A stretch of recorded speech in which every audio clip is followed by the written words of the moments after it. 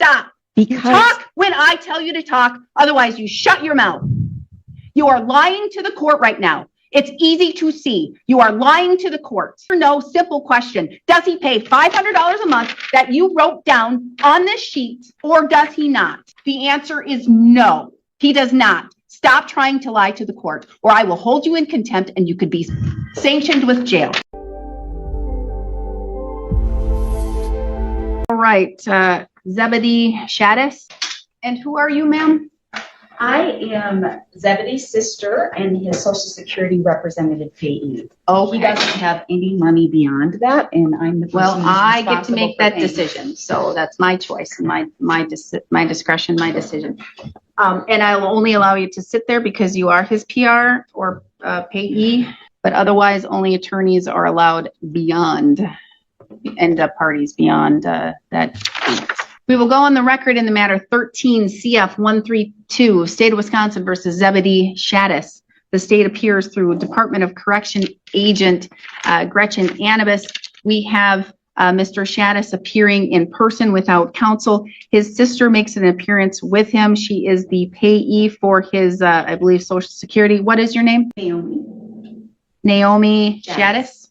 Naomi Shaddis. And is it Naomi Naomi? All right. Ms. Anibis, please update the court as to where we are with Mr. Shaddis and what the DOC is requesting. Mr. Shaddis is currently unemployed. He has his sister for assistance. He needs family for assistance on day-to-day activity. From the knowledge of that was received from Minnesota, he does monthly visits over the phone. He is compliant. However, in regards to his restitution that he owes, which is $481,308.72, and his release in 2023, there has been no payment made. From his budget worksheet, I do see that there leaves no room. However, to make the victims feel whole, the department is requesting $254 a month. 481,000 and change. We do have victims here. I know we're in victims' rights compliance, and I don't have, this is such an old case. Did insurance not cover anything? I do have a victim for the victim can speak if they know about Paul and Christine Stavney or Stavney. I'm Christine. Christine, and I know your husband passed away. I recall that. That's why I was hesitating. But it says $429,273.50 is payable to you. Did insurance not cover the house? Insurance covered, I don't remember what, but yes, we did receive insurance money. But I don't know. But so you received insurance money, but was that the full value of your house? Because back in 2014, I mean, unless you were in a mansion, to me, it seems like the insurance company paid out and that you should not have been ordered. It should not have been $429,000. Okay, restitution breakdown. I'm going to the transcript. All right. Well, I can't find that Judge Cutts, he went thoroughly over insurance in all aspects because there were multiple insurances and then you needed to go to high risk insurance and that there were some medical and other things that insurance didn't cover because you had AAA as well as other things. So it appears in the sentencing hearing, which also had a restitution hearing attached, insurance was gone thoroughly over. Who was providing this? Okay. Anytime? Yes. Okay. Thank you for your time, Your Honor. And as was said, the court had ordered restitution of $481,000, and it continues to have a financial impact on us. The house is not paid for, and I'm not able to retire yet. And we just respectfully request the court to enforce the restitution order, and we're just simply asking to receive what has already been determined is owed to us. And I thank you for your time and your attention, Lord. I was going to say. Sorry, I'm nervous. That's okay. All right. Thank you. All right. Is there anything else that you would like me to know? Everything else has been, okay, thank you. Status, if you can come up here and get to the microphone, please. Can you raise your right hand? Do you swear to tell the truth, the whole truth, and nothing but the truth, so help you God? Absolutely. And you are Naomi Status, you are Mr. Status's sister, Yes. and you are his payee? Yep. And so you are responsible for accounting all of the income he receives and expending all of the expenditures and amounts that he owes, correct? Correct. And so how long have you been doing this? He was approved in April of 2025. We did not receive any payments until I believe it was the end of July 2025. Did he get back pay? It comes in installments, and I believe there has been 2 installments. And how much were those installments? I have those records right here. Allow me a moment. In 2025, he received $12,063.27. So that includes back pay and payments that he received. That's total Social Security? Total Social Security for the year of 2025, realizing that he did not receive any funds at all prior to that. And how much is he receiving a month in payments right now? Well, as of April 10th, it says you will receive $464 and about the third of each month. I have a copy of that document here if you would like one. Your oath. I take you for your word. All right. And where does he currently reside? He resides. I'm going to ask and get some. She has a copy. I don't know if you want to give me a copy of his monthly budget, otherwise, so I can look at that. Because I'm just going to ask you all these questions that you probably already filled out before. Yes, please. So here it says he receives a total of $1,014 a month. That's true. He used to. It was being subsidized by the state of Minnesota. They asked us to renew that information in March, and we sent the information in. But my understanding is there's a backlog, and so he also is a recipient of Hennepin County Social Services. Like he has a job coach, and all of those additional services have stopped. And so they may be reinstated once they process the documents. My understanding is it's income eligible because he is SMART certified by the state of Minnesota. So he's a person who has a recognized disability, and that's as of December 30th, 2024.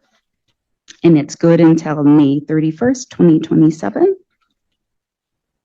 So right now, he's not receiving any additional services. Is he getting any type of food share, rental assistance, those kinds of things? none, and he hasn't gotten any of those things.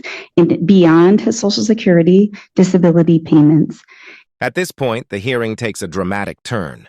The judge begins questioning the accuracy of the financial information presented to the court. What started as a discussion about restitution quickly becomes a serious issue of honesty under oath, with the judge warning that providing false testimony could lead to contempt of court and even jail. He has received services from the state of Minnesota, but he has not received any kind of cash or something like that. I also have the case plan from his case manager that would have been accurate through the end of March, if you would like to look through the services that he's received. I may. But for right now, is there a reason why he hasn't applied for a food benefit? He should qualify for sure. Well, to be frank, I am a full-time teacher, and I tore my ACL, and so he only gets the help that I'm able to put through the time and effort. It's not something that he can do on his own. So That's why we have government workers. I am in regular contact with his case manager. Her name is Carrie, through the Hennepin County Social Services, and she hasn't applied. I don't know the answer to that.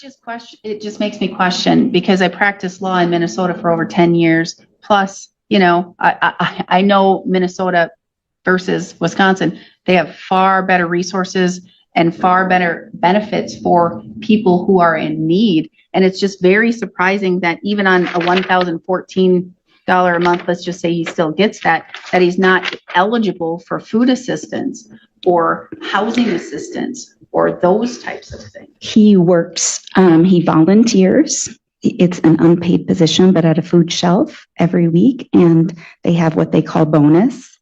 And so he brings home I think food from that's there, great. and he also goes through the food shelf sometimes and brings home some food. Great, grand, wonderful. That's great. That's on top of what the state would help and assist him with, though. I'm telling you, looking, if it's accurate, he's only going to get $667, or if he got $1,014, there's no doubt in my mind he would qualify for food assistance. Unless, is he living in your household? He has been, mostly because if he hadn't been, he would be homeless. Well, and so they're probably taking in your income then, but if you're temporarily laid off, or if you're on some type of FMLA or something, that could come into play. But he should check to see if he can apply for food assistance. But if he's living with you, you're at the Goldenrod Circle. Yes, that's Okay. my dwelling. All right, and so he lives with you. He pays you $500 a month in rent. That is You're under the budget. Yeah, you're under. That is the budget. Yes or no? He pays you $500 a month in rent every month. Yes or no? Yes or no? Yes or no? There's no thought about it. You have it written down on this paper. You're under oath. Does he pay you $500 a month or not? She doesn't want to answer because otherwise she's going to perjure herself. It's a lie. It's a lie. You are lying to the court. I You are am not, lying madam. to the court. What? Yes or no? Yes No, or no? he No. has never That's been all. able to pay All me I that need. Stop. You because talk when I tell you to talk. Otherwise, you shut your mouth. You are lying to the court right now. It's easy to see. You are lying to the court. It's a yes or no simple question. Does he pay $500 a month that you wrote down on this sheet, or does he not? The answer is no. He does not. Stop trying to lie to the court, or I will hold you in contempt and you could be sanctioned with jail. Is that your phone? Shut it off. You are lying to the court, and you have lied to the Department of Corrections. You are lying. I believe he has at least $500 a month. I'm ordering $500 a month. If he does not pay, he will go to jail. If you continue to lie, you will go to jail. You have shown nothing but dishonesty to this court. And all you had to do was answer truthfully, because I can understand his situation. I can understand his case. I cannot understand dishonesty and lying to the court. I cannot, and I will not take it. Do you understand? That is a yes or no question. Do you understand? yes, All right. $500 a month. We're going to have another hearing here in June. We'll go from there. Because if he had $500 a month to show on this little document that he can pay you for rent, which he is not, which is a lie, then he can pay $500 a month, and we will go from there. I will set another hearing, not one more word. June 15th at 2:00. Actually, 2:15. I'm holding 2:00 for somebody else who is dishonest with the court. June 15th at 2:00 or 2:15. I will check to make sure that he is making his payments.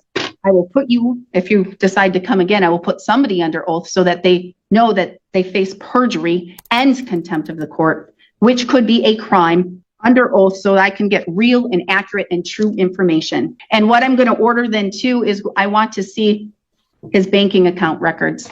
Every dollar that comes into his account, every dollar that goes out. And if you can show me that he can't afford $500 a month, at that time I will listen. Not as carefully to you because you are shown that you are dishonest to the court, but I will listen. June 15th, 2:15. Thank you. We are adjourned.